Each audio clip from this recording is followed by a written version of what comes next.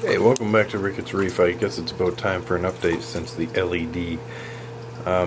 So far, so good. Yeah, haven't had really any adverse effects. Had some good effects, had some interesting effects. I'll kind of get into those in a second. One thing you might notice in the video is Cola, the coal tang, is gone. Yeah, he was just going crazy. He was taking chunks out of my A can, and my candy cane was almost done. He was starting to eat at the micro musa. He was picking at the favias. He was going crazy on the other fish too. It was just, he was getting really aggressive. The tank wasn't tranquil at all. There was a lot of fighting between Custard and Cola. Actually, Cola started fighting Custard before it was Custard was kind of the ruler, and things were kind of peaceful. Custard didn't really do anything. He kind of kept pulling his place, but he got bigger, he got more aggressive, and so it was time for either Custard to go or Cola to go, and I figured I'd stick with the tang that doesn't eat corals. That would be Custard. So Cola had to go. Now you're thinking, how the heck did you get rid of that fish? Well, let me quickly show you that before I get into the corals and the equipment and the coral update. Alright, so here we are. This is what I used to catch Cola. Yeah, I made this myself, kind of based off some of the fish traps I've seen on YouTube and that you can actually buy commercially. What this is just two pieces of acrylic, rectangle pieces of acrylic that I heat up and bent, and then they are attached with zip ties. So it looks like two L's, and when you connect the two L's together, it makes a box. The back is just another flat piece of acrylic. This is pretty thin, cheap stuff that I had just sitting around from other projects. Then I made a slit on the top of this piece. I had a thicker piece of acrylic, and I took the table saw and I cut it's like a channel, a guide for this. This is a trap door. Now if you do make something like this, and maybe I'll do another video later on how to make this, you got to make sure you either have a piece of glass or a heavy piece of acrylic like this, because what happens is you put the food in there, you kind of squirt it in the hole in the top, and then after about a day or two, the fish are used to eating out of there. And Cola, being the most aggressive, as soon as I put food in there, he was right in there, first thing, before any other fish. So once he got used to it, I put the food in there, boom, trapdoor shuts down, he's stuck in there. He wouldn't come near it if I was standing near the tank, so that's kind of why I made the whole trapdoor situation, so I could stand way across the room and pull the little pin there, and door shuts faster than he realizes what's happening, and he's stuck in there. I had this attached inside the tank with a glass cleaning magnet, one of the big ones from Walmart. It's like $1.50. So that held it in place. Had the food in there, had the nori in there attached to a clip.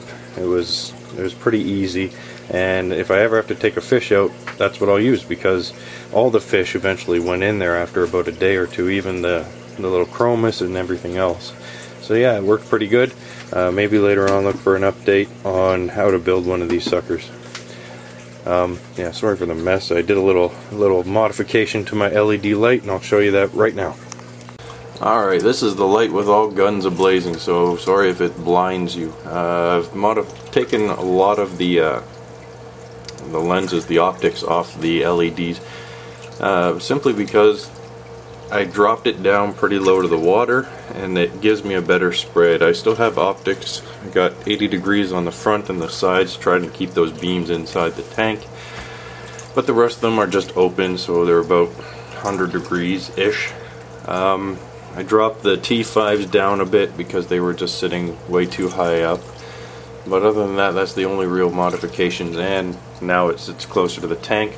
Oh, and I also adjusted the current on the LEDs, so they're only pumping maximum 800 mA, just to make sure that I don't bleach the corals since dropping it down closer to the tank. Another piece of equipment update in the tank here is the Vortec.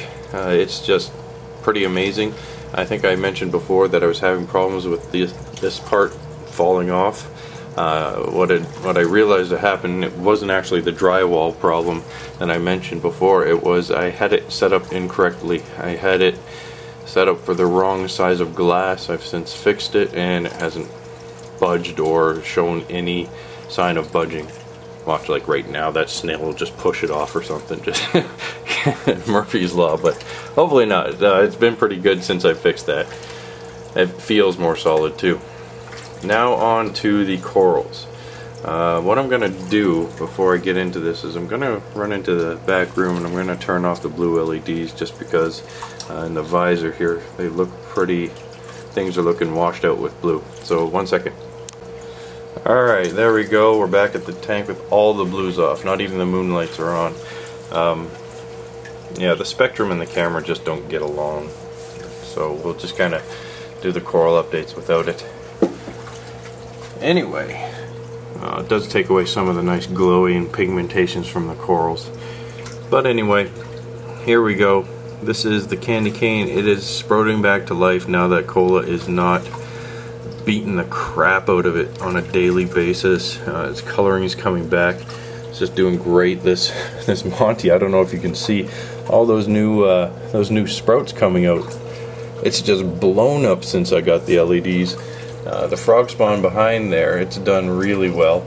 I'm gonna have to actually move that.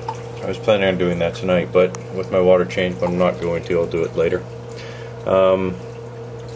Those corals, not much change. Oh, actually, that yellow staghorn, that's some new growth there. Those like 1-inch spikes, that's new since the LEDs. That cabbage coral or cauliflower coral or whatever it's called, since having it under the T5s, it did not grow a speck, and now it's actually showing signs of growth, so that's pretty cool. Without the blue LEDs, you can't really see. Normally its polyps are green and the flesh is like a pinkish, but without the blues on, it's kind of washed out brown tan, so that kind of sucks. So the blues do bring out the pigmentation. Oh, and thank you, custom, for dropping a giant crap right in front of the camera. Those corals are all doing fine. Got some really nice polyp extension on some of them. That one especially, like, holy smokes. That one's doing really well, the tricolor. Hello, Fizz. A lot of the corals are going to look a little brownish beige because there's no blues on right now. Like that purple stag right there. Usually it's bright purple, but not right now. This one, I don't know if you noticed, I've had it in a lot of videos and it never had any sprouts coming out, any stalks. Now it's got stalks, it's spreading onto the rock that it's on down below, and there's a frag of it. It's just going crazy. This one here, sadly, it is dying. This one actually started RTNing under the T5s, and I was actually going to throw it out then. What happened is one day after a water change, I don't know, it didn't like the water change and it just started STNing. Then got the LEDs in, the water change stabilized, and it stopped STNing, but it didn't really start growing again. It just kind of stayed. Now the last couple days it's been going back to STN, so I think it's a goner. I wouldn't be surprised. It seems really touchy. This guy here, this white with the blue tips, is just blown up since I've gotten the LEDs. Another couple things that have blown up. Oh, look at that. Bristleworm there cleaning up.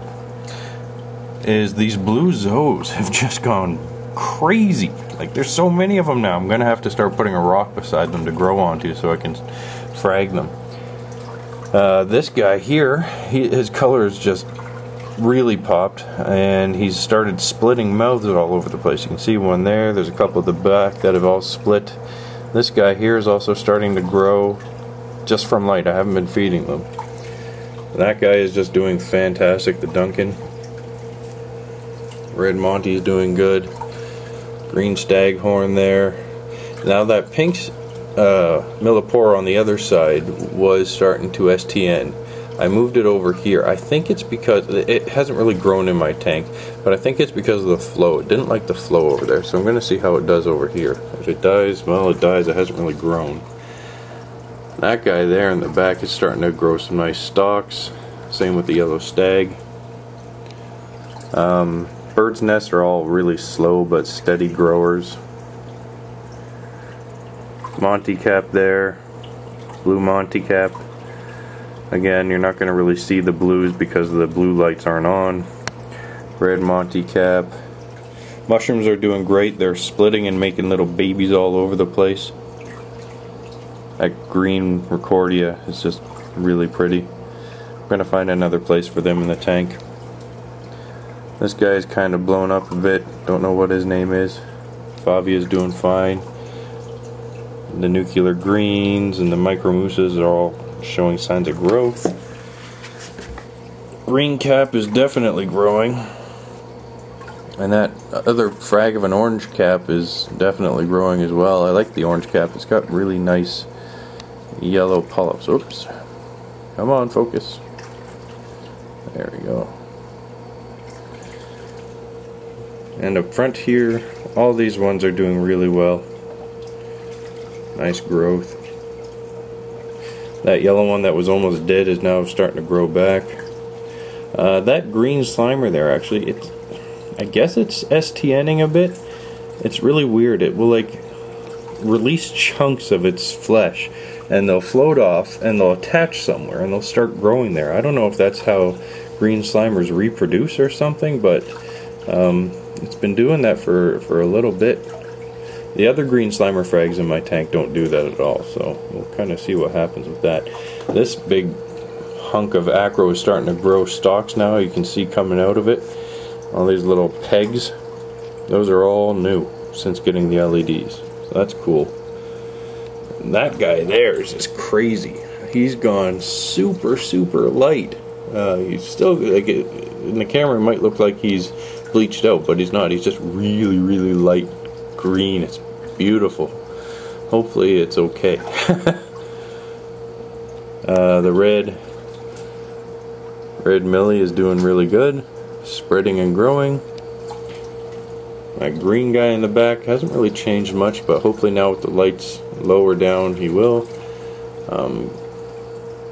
Those corals are growing. That one I'm going to have to frag or something because it's growing crazy. It's actually growing into the ones on the back, so I'm going to have to do something about him. He's like a red and pink with a blue tip. Same with that guy. He's growing really nice. And the torch, or the, not torch, what is it? Tort. It's growing up, but not really out. We'll kind of see how that goes. Down here to the old Acan, he's healed up pretty good since getting rid of Cola. I was feeling really bad for him. Now if you see there, I got a little couple pockets of red algae. Now I get that when I don't vacuum my sand every week, and I haven't vacuumed my sand in about 3 weeks, and it's always in that same spot, and that's the spot that constantly gives me troubles with. It's just a detritus buildup, so I got to get a power head pointed onto that spot indefinitely because it's just really annoying that it always gathers there. I got a little piece of Duncan sitting there, just kind of chilling. I'll probably move him in another location. Other than that one spot, the rest of my tank has got really no major algae issues right now. Fish are all happy, especially since Cola's left. There's no bully in the tank. I probably will get some new fish now because it's really sparse for fish life. Cola did put a lot of life in, even though it was the type of life I didn't appreciate. But anyway, that's the tank update in a nutshell. Come back later and we'll see if any more growth happens, or hopefully not any more death. Yeah, that one's doing good. They're all doing pretty good.